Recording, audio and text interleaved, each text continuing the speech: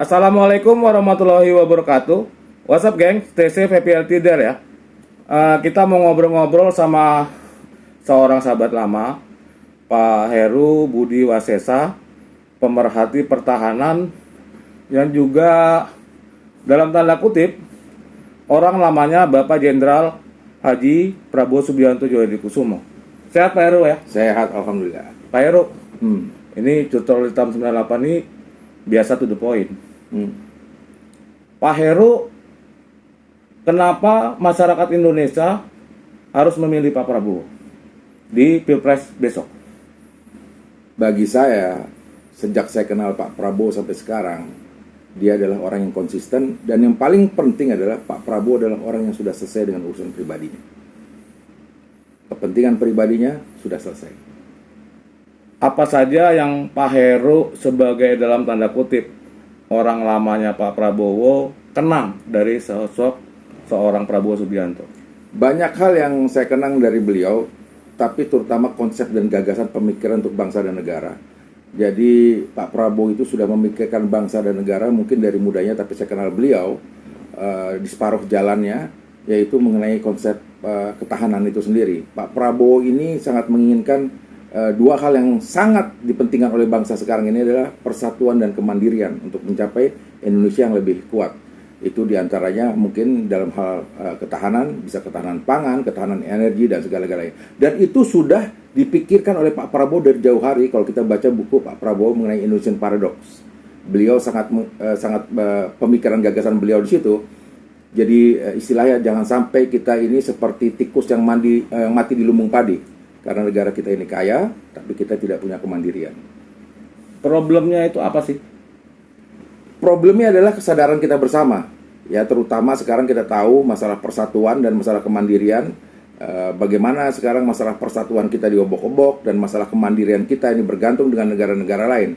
Saya pikir itu juga yang membuat saat ini ya Pak Prabowo bergabung dalam sebuah kabinet ini yang saya rasa juga gagasan dan pemikirannya sama dengan presiden sekarang ini. Jadi rekonsiliasi dengan Pak Presiden Joko Widodo itu bukan hanya sekedar hendak berbagi kekuasaan ya? Saya rasa tidak ya. Saya rasa begini. Karena tuduhan orang banyak seperti itu. Ya, saya rasa begini. Ada suatu filosofi nenek moyang kita. Air ketemu air, minyak ketemu minyak. Ya, jadi saya rasa ini adalah pertemuan sebuah kesamaan gagasan antara Pak Prabowo sendiri dengan Pak Jokowi. Dan kita lihat sendiri bahwa kebijakan yang dilakukan Pak Prabowo dalam Kementerian Pertahanan, juga kebijakan yang dilakukan Pak Presiden dalam kapasitas sebagai pemimpin utama, itu bisa sinergi dan saling mendukung. Apa saja yang Pak Heru lihat prestasi Pak Prabowo Subianto Djadikusumo sebagai Menhan saat ini? Ya, tentunya Pak Prabowo sendiri mendukung yang namanya adalah kekuatan daripada potensi produksi bangsa kita sendiri. Kita lihat sekarang kasus khususnya ya, ketika Pak Prabowo sekarang di Kementerian Pertahanan, bagaimana Pak Prabowo juga memikirkan mengengineerize daripada industri daripada pertahanan kita seperti PT PAL, Dirgantara, dan tentunya Pindad sendiri. Walaupun kita juga masih belajar teknologi dari negara-negara yang lain, tetapi saya rasa Pak Prabowo sangat mengutamakan kekuatan potensial kita dari bangsa kita sendiri. Kemudian kalau misalnya nanti Pak Prabowo menjadi presiden, bayangan Pak Heru, apa yang akan dilakukan oleh Pak Prabowo? Jadi kalau dalam konteks sebagai Menteri Pertahanan saja, ini kan kita lihat skop ketahanan yang di kemandirian, kedaulatan yang dicoba diperjuangkan Pak Prabowo bersama Pak Jokowi kan seperti ini. Nah, bayangan Pak Heru seperti apa kalau insya Allah Pak Prabowo menjadi presiden? Pertama tentunya Pak Prabowo ini orang yang sangat berpikiran realistis ya. Sesuatu yang sudah baik akan dilanjutkan oleh beliau dan tentunya ditambahkan lagi dengan konsep-konsep gagasan pemikiran Pak Prabowo. Pemikiran Pak Prabowo ini sangat sederhana dan sebetulnya itulah yang sangat dibutuhkan oleh bangsa ini. Tetapi yang paling penting adalah Pak Prabowo ini adalah orang yang konsisten dalam menegakkan persatuan dan kemandirian dari bangsa ini. Karena ketika kita bicara bangsa ini hanya nggak ada masalah besar. Masalahnya cuma satu, persatuan dan kemandirian. Itulah yang membuat kita menjadi Indonesia yang raya. Maka dari itu Gerindra mengambil blade gerakan Indonesia Raya. Dan kalau Pak Prabowo yang memimpin bangsa ini, Indonesia bukan hanya menjadi Indonesia, tapi menjadi Indonesia yang raya. Dan saya yakin itu. Untuk generasi muda Pak Heru ya. Jadi dalam konteks pertarungan global ini kalau kita amati ada beberapa pertarungan besar.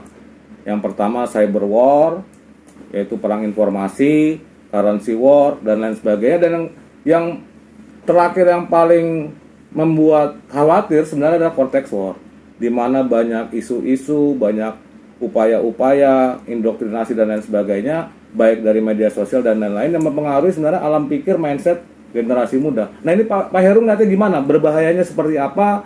Dan apa yang Pak Heru lihat dari seorang Prabowo yang sudah dilakukan saat ini untuk menghadapi itu?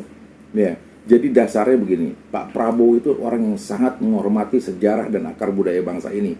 Saya paham sekali ketika saya bersama beliau, bagaimana beliau membaca buku dan menjelaskan kepada kita, bercerita kepada kita tentang sejarah dan akar budaya bangsa ini. Yang paling penting adalah generasi ke depan ini adalah sangat mengetahui mengenai sejarah dan akar budaya bangsa ini. Tidak diinfiltrasi dengan budaya-budaya lain dari luar, dengan berdalih teknologi, ya silakan teknologi berjalan, tetapi sejarah akar budaya ini harus dipertahankan kepada anak cucu kita. Dan Pak Prabowo sangat konsisten terhadap itu.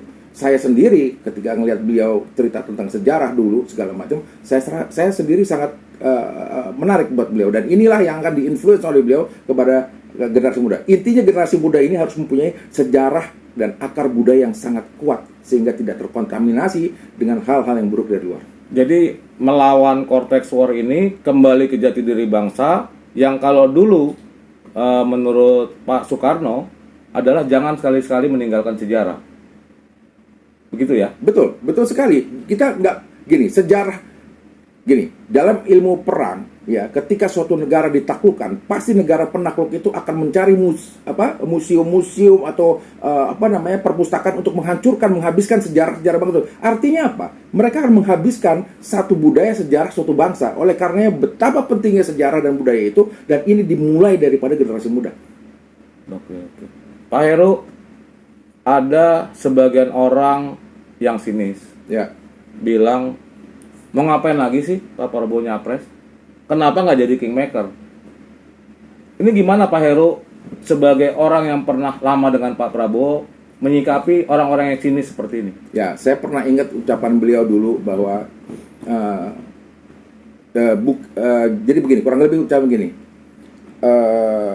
Bukan gini. Orang hebat itu bukan dia yang menentang badai, tapi dia yang bisa bertahan dalam badai, dan ketika badai itu pergi dia tegak berdiri. Kalau kita bicara tadi pertanyaannya seperti itu, saya bicara ini bukan kompetisi buat Pak Prabowo Subianto, tapi ini mission sacre buat bangsa ini.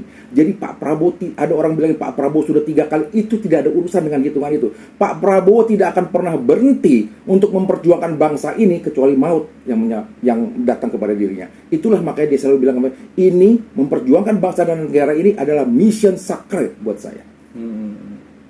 Pak Heru mungkin bisa ceritakan sedikit apa pesan-pesan Pak Prabowo dulu yang Pak Heru kenang hingga sekarang berpuluh tahun?